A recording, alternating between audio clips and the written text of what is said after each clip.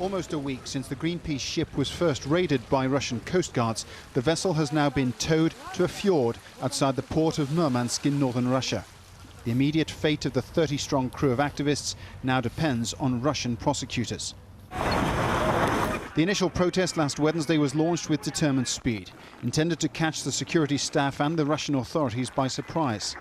Using a fast boat launched from the Greenpeace ship Arctic Sunrise, the demonstrators were able to send 2 activists up the side of the oil platform on ropes.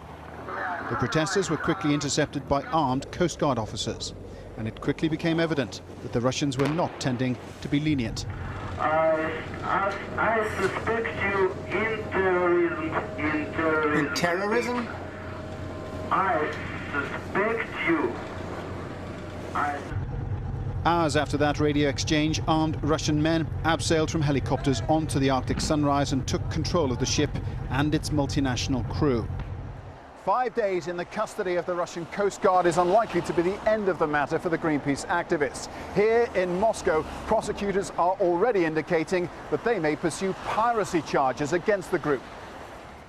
The spokesman went on to describe the protest as an attempt to seize a drilling platform by storm, and said it raised legitimate doubts about their intentions.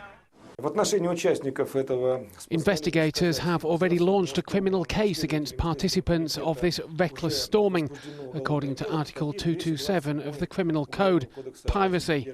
Investigators plan to question participants and detain the most active amongst them.